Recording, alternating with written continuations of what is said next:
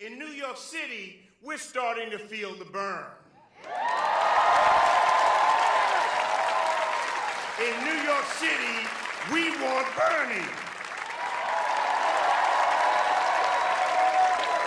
Will those who have dreams left please put your hands together and help me welcome the next President of the United States, Senator Bernie Sanders.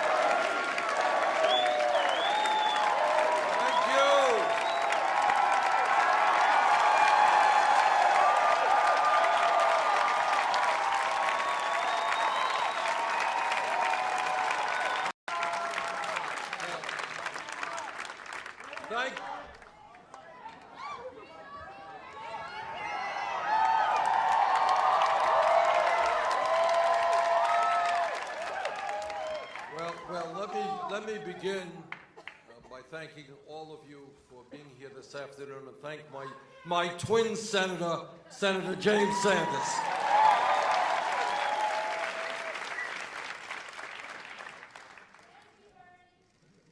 The American people are catching on. They understand that there is something profoundly wrong when in our country today, the top 0.1% owns almost as much wealth as the bottom 90%.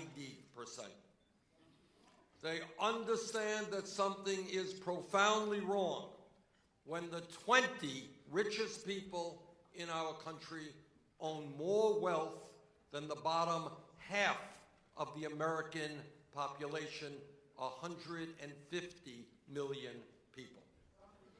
They know that the system is rigged when the average person is working longer hours for lower wages, and yet 58% all new income generated is going to the top 1%. Executives on Wall Street have extraordinary power over the economic and political life of our country.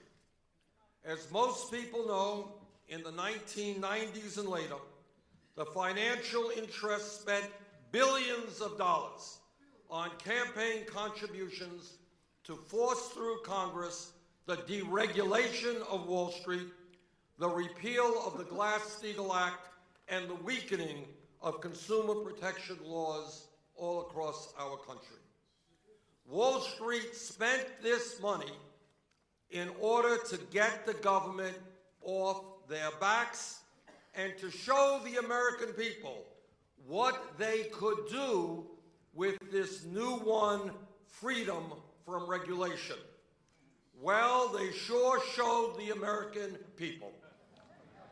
In 2008, the greed, recklessness, and illegal behavior on Wall Street nearly destroyed the American and global economy. Millions of Americans lost their jobs, they lost their homes, and they lost their life savings.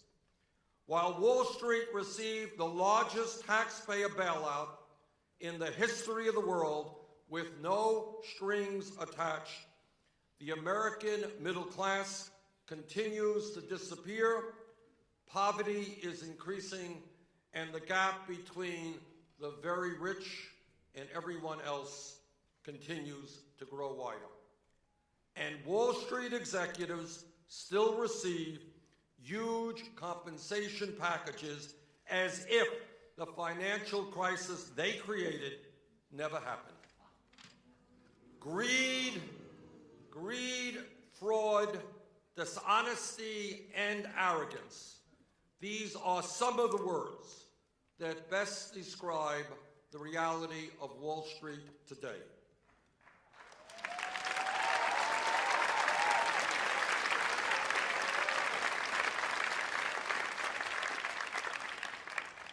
So to those on Wall Street who may be listening to my remarks, and I'm sure there are many of them, let me be very clear. Greed is not good.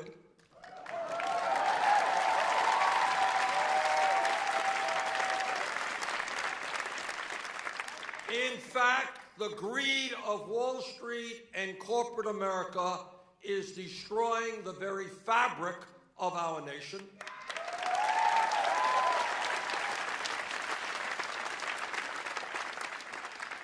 And here is a New Year's resolution that I will keep if elected president, and that is, if Wall Street does not end its greed, we will end it for them.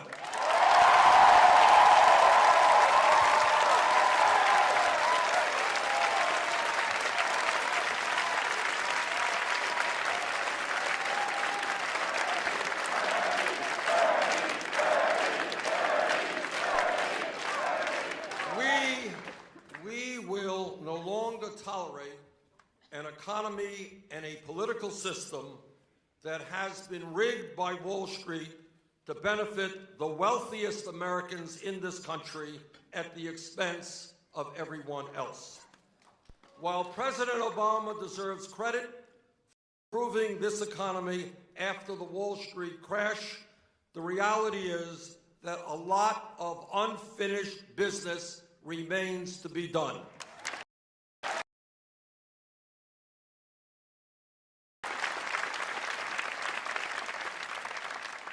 Our goal must be to create a financial system and an economy that works for all of our people, not just a handful of billionaires.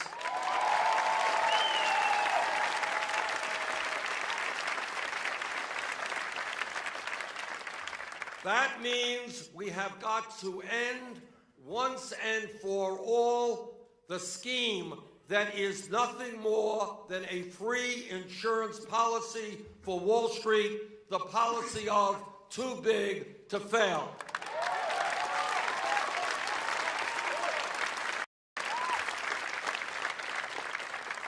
We need a banking system that is part of the productive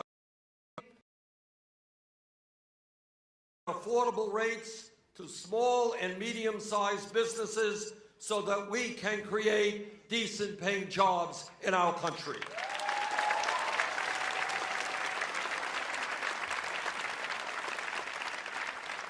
Wall Street cannot continue. 2008, the taxpayers of this country bailed out Wall Street because we were told that they were too big to fail.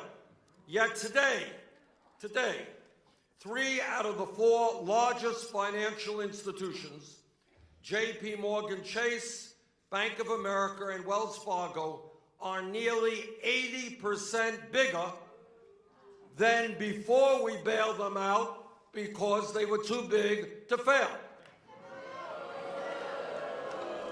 Incredibly, the 6 largest banks in this country issue more than 2/3 of all credit cards and more than 35% of all mortgages. They control more than 95% of all financial derivatives and hold more than 40% of all bank deposits. Their assets today are equivalent to nearly 60% of the GDP of the United States of America. Enough is enough.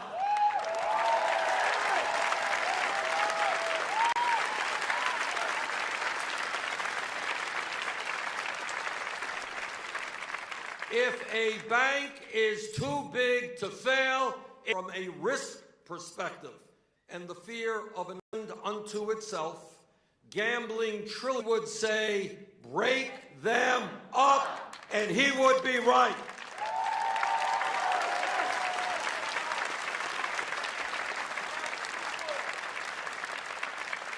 That's exactly what we have to do, and here's how I will accomplish that. Within the first 100 days of my administration, I will require the Secretary of the Treasury Department to establish a too-big-to-fail list of commercial banks, shadow banks, and insurance companies whose failure would pose a catastrophic risk to the United States economy without a taxpayer bailout.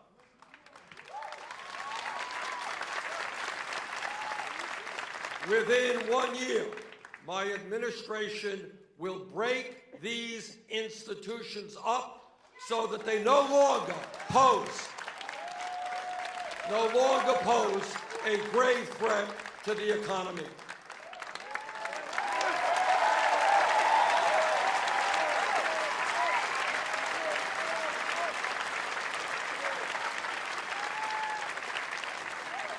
And together we will reinstate a 21st century Glass-Steagall Act to clearly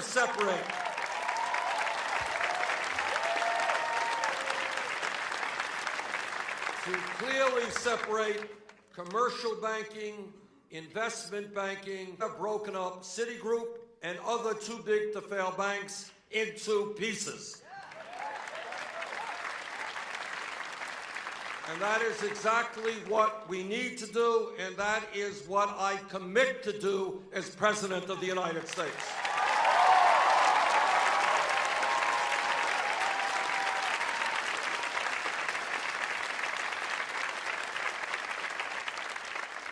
Now, my opponent, Secretary Clinton, says that Glass-Steagall would not have prevented the financial crisis because shadow banks like AIG and Lehman Brothers, not big commercial banks, were the real culprits. Secretary Clinton is wrong.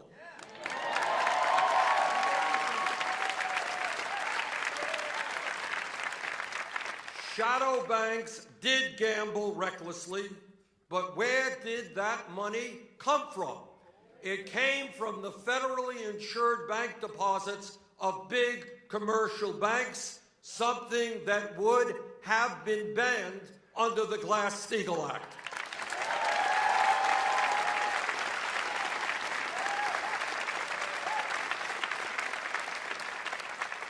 Let us not forget, President Franklin Delano Roosevelt signed this bill into law precisely to prevent Wall Street speculators from causing another Great Depression. And it worked for more than 5 decades until Wall Street watered it down under President Reagan and killed it under President Clinton.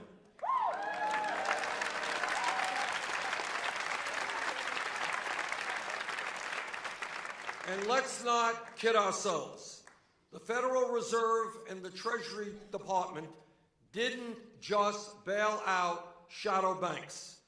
As a result of an amendment that I offered to audit the emergency lending activities of the Federal Reserve during the financial crisis, we learned that the Fed provided more than $16 trillion in short-term, low-interest loans to every major financial institution in this country, including Citigroup, JP Morgan Chase, Bank of America, Wells Fargo, not to mention large corporations, foreign banks, and foreign central banks throughout the world. Secretary Clinton says we just need to impose a few more fees and regulations on the financial industry. I disagree.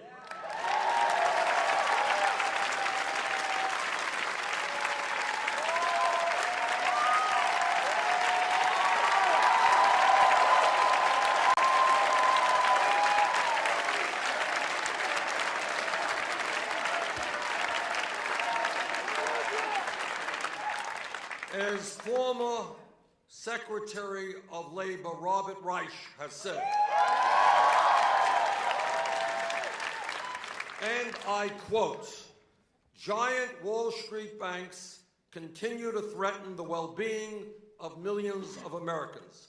But what to do?" Bernie Sanders says, break them up and resurrect the Glass-Steagall Act, that once separated investment from commercial banking.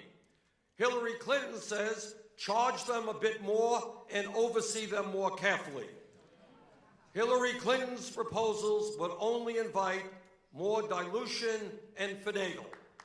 The only way to contain the street's excess is with reforms so big, bold, and public they can't be watered down.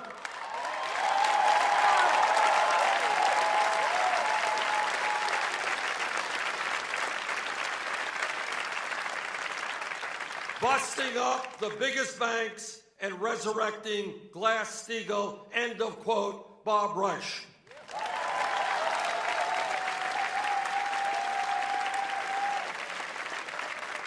Secretary Rush is right. Real Wall Street reform means breaking up big banks and reestablishing firewalls that separates risk-taking from traditional banking. My opponent says that as a senator, she told bankers to, quote unquote, cut it out and end their destructive behavior. But in my view, establishment politicians are the ones who need to cut it out.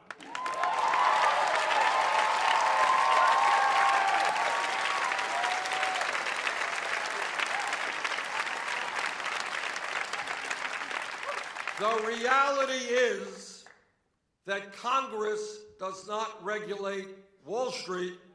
Wall Street, it's... Hey.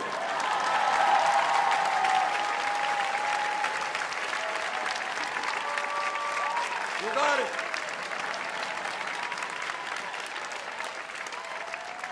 And you know what? As president, we're going to end that reality.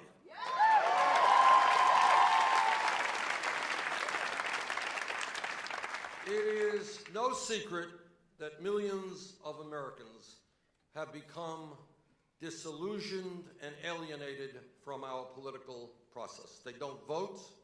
They don't believe much of what comes out of Washington. They don't think that there is anyone there representing their interests. In my view, one of the reasons for the deep disillusionment that is so widespread is the understanding that our criminal justice system is broken and grossly unfair.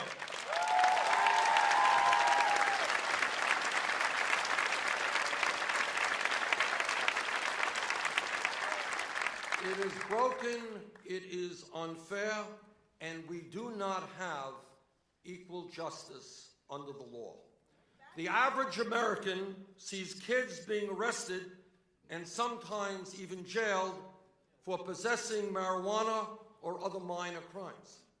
But when it comes to Wall Street executives, some of the wealthiest and most powerful people in this country whose illegal behavior caused pain and suffering for millions of Americans, somehow nothing happens to them. Nope.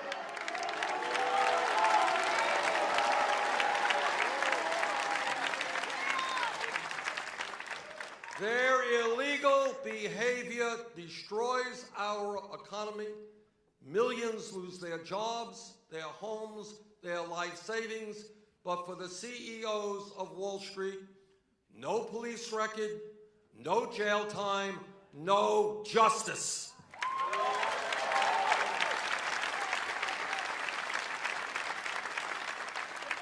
We live in a country today that has an economy that is rigged, a campaign finance system which is corrupt, and a criminal justice system which too often does not dispense justice.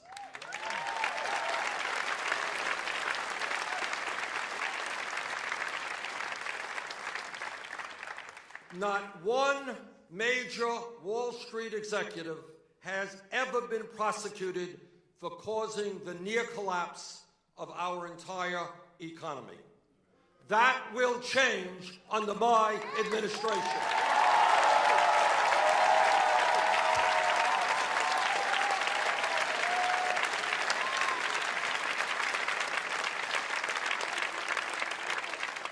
Equal justice under law will not just be words engraved on the entrance of the Supreme Court. It will be the standard that applies to Wall Street and all Americans.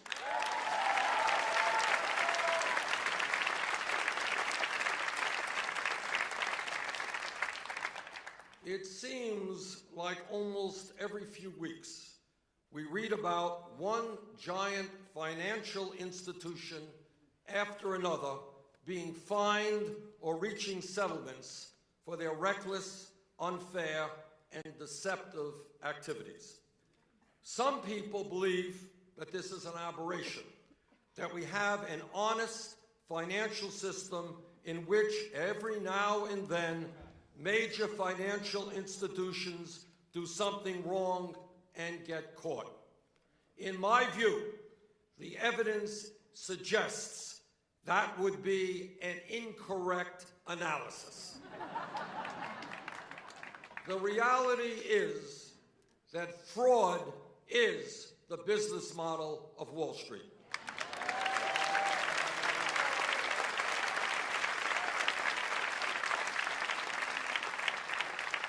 It is not the exception to the rule, it is the rule.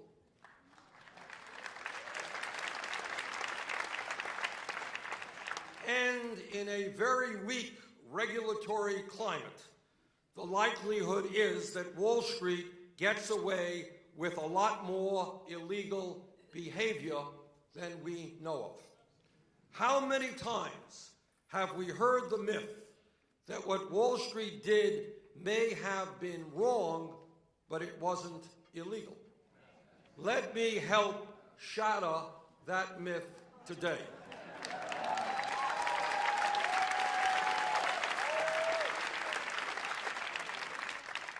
Since 2009, major financial institutions in this country have been fined $204 billion.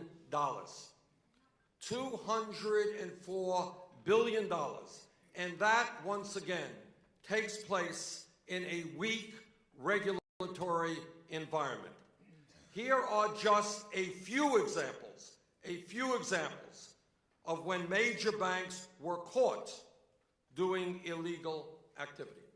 In August 2014, Bank of America settled a case with the Department of Justice for more than $16 billion on charges that the bank misled investors about the riskiness of mortgage-backed securities it sold in the run-up to the crisis.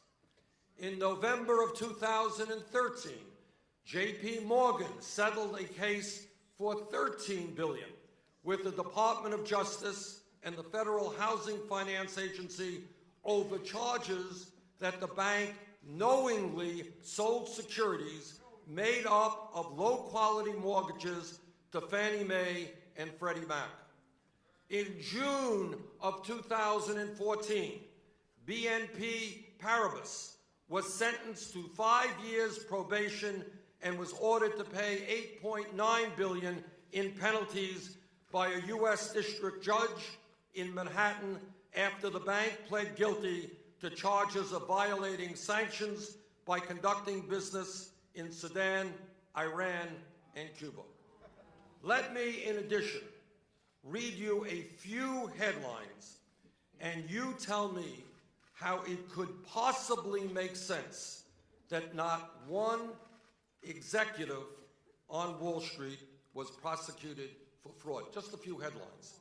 CNN headline, May 20th, 2015, quote, 5 big banks pay $5.4 billion for rigging currencies. Those banks include J.P. Morgan Chase and Citigroup. Headline from the International Business Times, February 24th, 2015. Big banks under investigation for allegedly fixing precious metals prices. The banks under investigation included Goldman Sachs and J.P. Morgan Chase. Headline from the Real News Network, November 26, 2013. Documents in J.P. Morgan settlement reveal how every large bank in the U.S. has committed mortgage fraud. Headline from the Washington Post, March 14, 2014. In lawsuit, FDIC accuses 16 big banks of fraud conspiracy. Banks included Bank of America, Citigroup, J.P. Morgan Chase. Headline from The Guardian, how a big U.S. bank laundered billions from Mexico's murderous drug gangs. This article talks about how Wachovia, which was acquired by Wells Fargo, aided Mexican drug cartels in transferring billions of dollars in illegal drug money. And this is what the federal prosecutor said about this, and he said, and I quote, Wachovia's blatant disregard for our banking laws gave international cocaine cartels a virtual carte blanche to finance their operations, end of quote.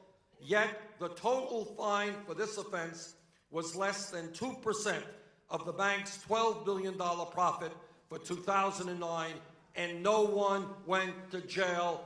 No one went to jail. And if that's not bad enough, here's another one. Headline, Wall Street Journal, February 9th, 2011. J.P. Morgan apologizes for military foreclosures. Here is a case where J.P. Morgan Chase, the largest bank in America, wrecked the finances of 4,000 military families in violation of the Civil Service Members Relief Act, yet no one went to jail. And when I say that the business model of Wall Street is fraud, that is not just Bernie Sanders talking. That is what financial executives themselves told the University of Notre Dame in a study on the ethics of the financial services industry last year.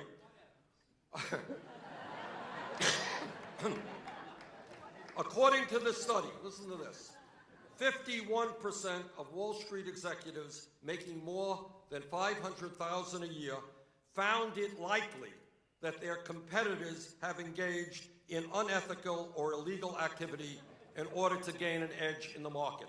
More than 1/3 of financial executives have either witnessed or have firsthand knowledge of wrongdoing in the workplace.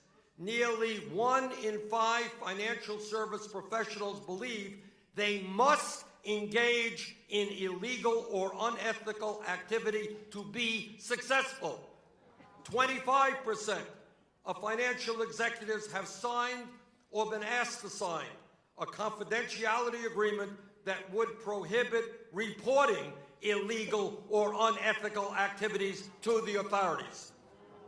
Here is what one banker from Barclays said in 2010 when he was caught trying to price fix the $5 trillion per day currency market. He said, and I quote, "If you ain't cheating, you ain't trying," end of quote. Here is what an analyst from Standard & Poor's said in 2008, and I quote, "Let's hope we are all wealthy and retired by the time this house of cards falters," end of quote. This country can no longer afford to tolerate the culture of fraud and corruption on Wall Street. Under my administration, Wall Street CEOs will no longer receive a get-out-of-jail-free card.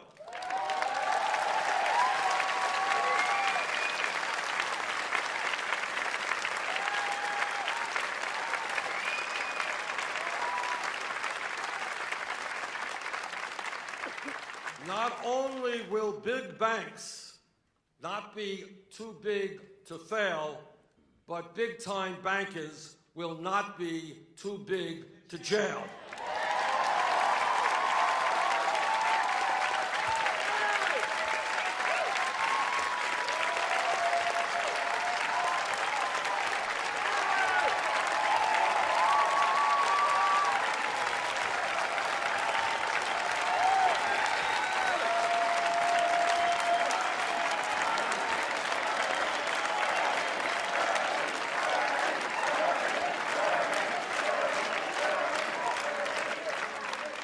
As president, I will nominate and appoint people with a track record of standing up to power rather than those who have made millions defending Wall Street CEOs.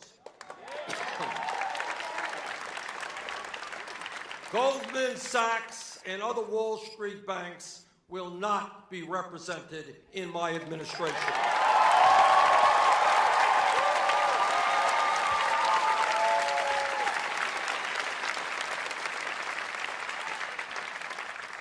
And if we are serious about reforming our financial system, we have got to establish a tax on Wall Street speculators. We have got to discourage reckless gambling on Wall Street and encourage productive investments in the job-creating economy.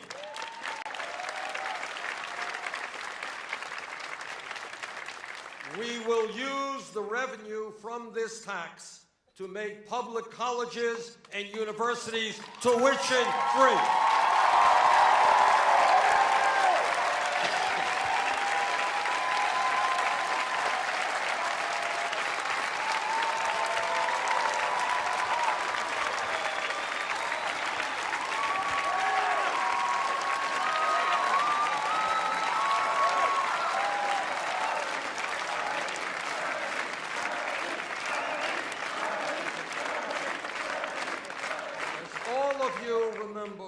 During the financial crisis, when Wall Street's greed and illegal behavior nearly destroyed our economy, the middle class of this country bailed out Wall Street. Now it is Wall Street's turn to help the middle class of this country.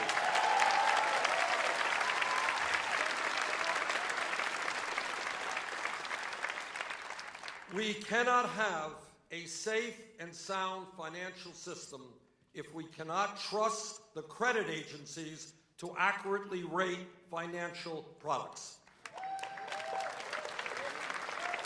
And the only way we can restore that trust is to make sure credit rating agencies do not make a profit from Wall Street.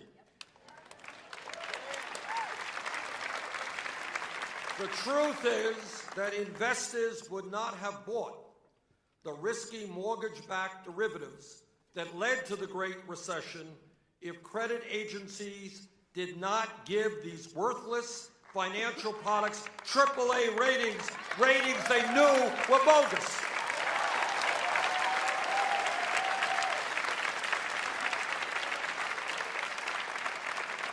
And the reason these risky financial schemes were given such favorable ratings is simple: Wall Street paid for them. Under my administration, we will turn for-profit credit rating agencies into nonprofit institutions independent from Wall Street.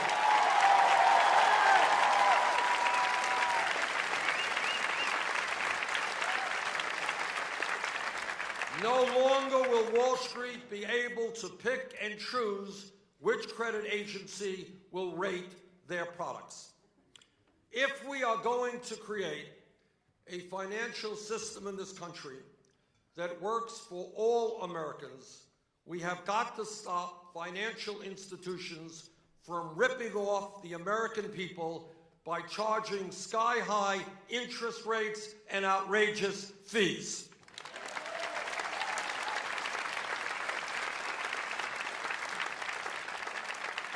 In my view, it is unacceptable that Americans are paying $4 or $5 in fees every time they go to an ATM.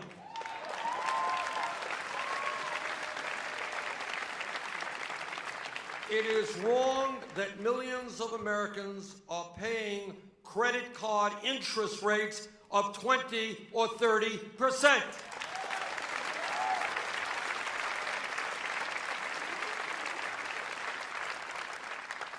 The Bible has a term for this practice. It's called usury.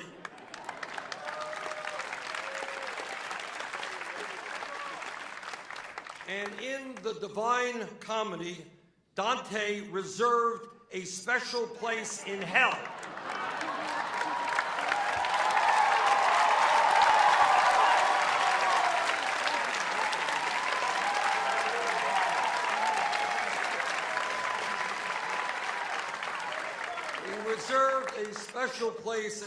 for those who charge people usurious interest rates.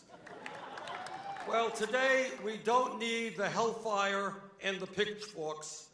We don't need the rivers of boiling blood, but we do need a national usury law.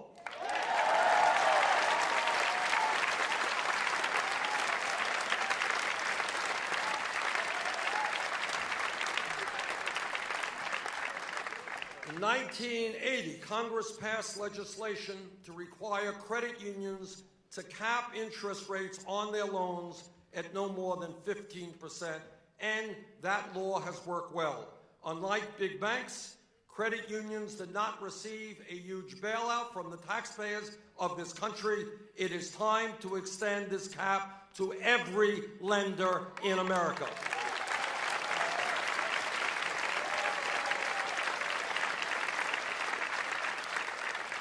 We must also cap ATM fees at $2. People should not have to pay a 10% fee for withdrawing $40 of their own money out of an ATM.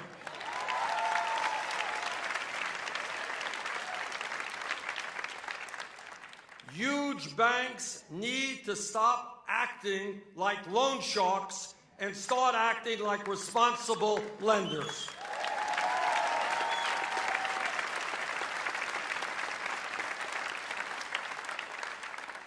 We also need to give low-income Americans affordable banking options.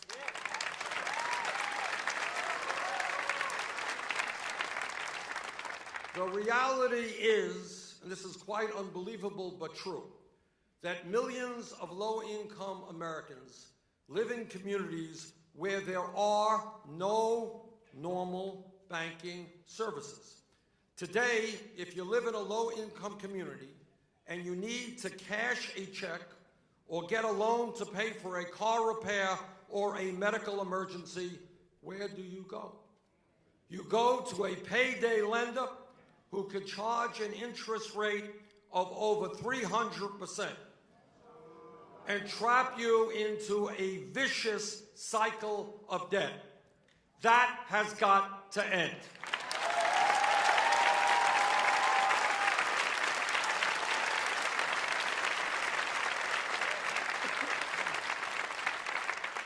We need to stop payday lenders from ripping off millions of some of the most vulnerable people in this country. Post offices exist in almost every community in our country. One important way to provide decent banking opportunities for low-income communities is to allow the United States Postal Service to engage in basic banking services, and that's what I will fight for.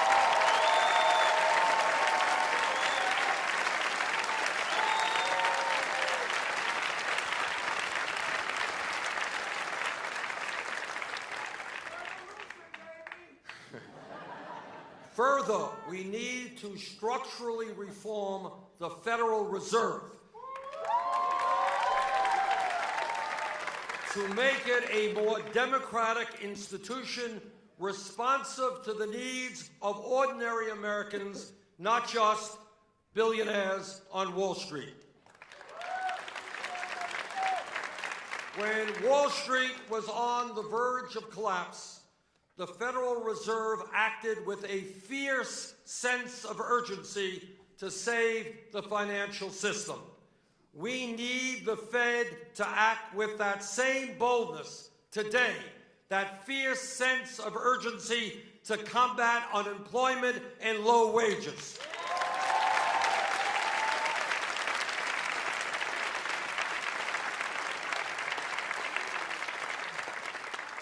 We need to structurally reform the Federal Reserve to make it a more democratic institution responsive to the needs of ordinary Americans, not just Wall Street.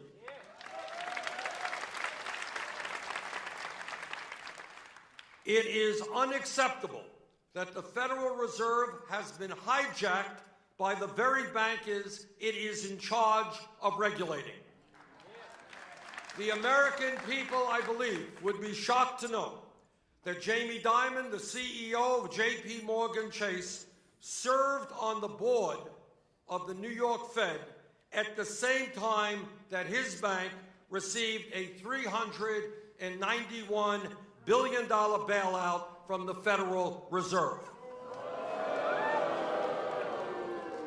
That is a clear conflict of interest that I will ban as president.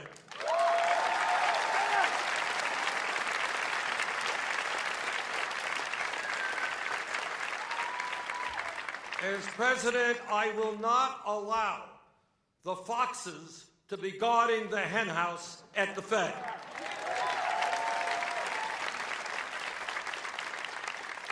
Under my administration, banking industry executives will no longer be able to serve on the Fed's boards and handpick its members and staff.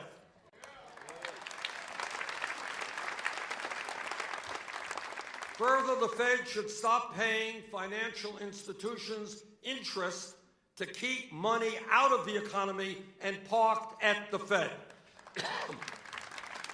Incredibly, the excess reserves of financial institutions that are sitting in the Federal Reserve have grown from less than $2 billion in 2008 to $2.4 trillion today. That is absurd. Instead of paying interest on these reserves, the Fed should charge them a fee that can be used to provide affordable loans to small businesses to create jobs all over America.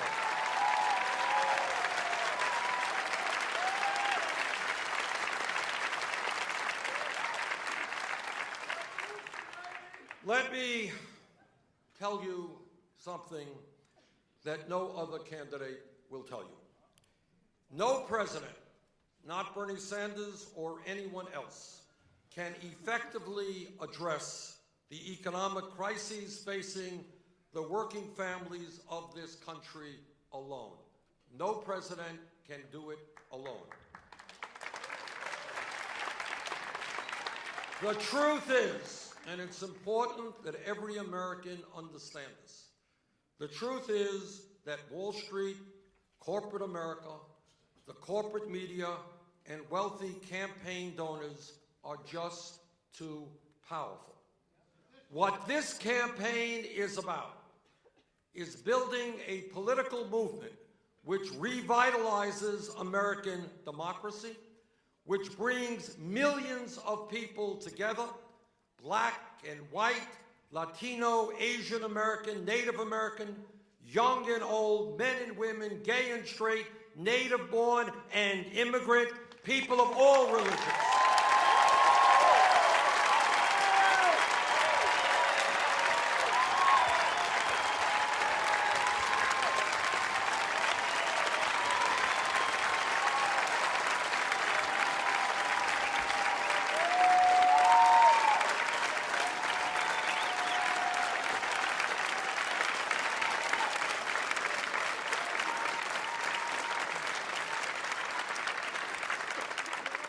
Yes, Wall Street does have enormous economic and political power. Yes, Wall Street makes huge campaign contributions. They have thousands of lobbyists, and they provide very generous speaking fees to those who go before them. Yes, Wall Street has an endless supply of money. But we have something they don't have. And that is that when millions of working families stand together demanding fundamental changes in our financial system, we have the power to bring about that change.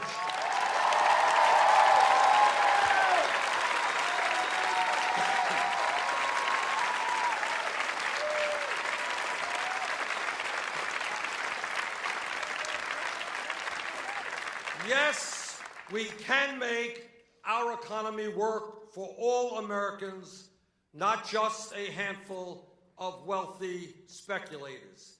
And now more than ever, that is exactly what we must do. And so my message to you today is simple and straightforward. If elected president, I will rein in Wall Street so they cannot crash our economy again.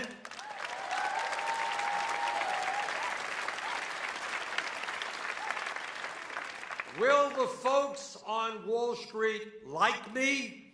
No. Will they begin to play by the rules if I am president? You better believe it.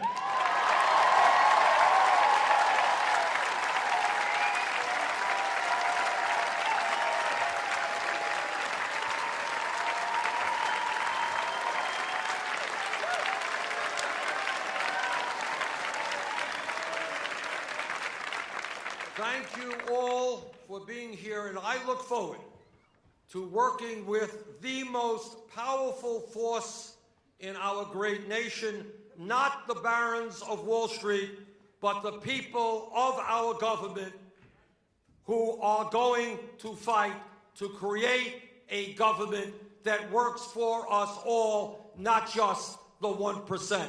Thank you all very much.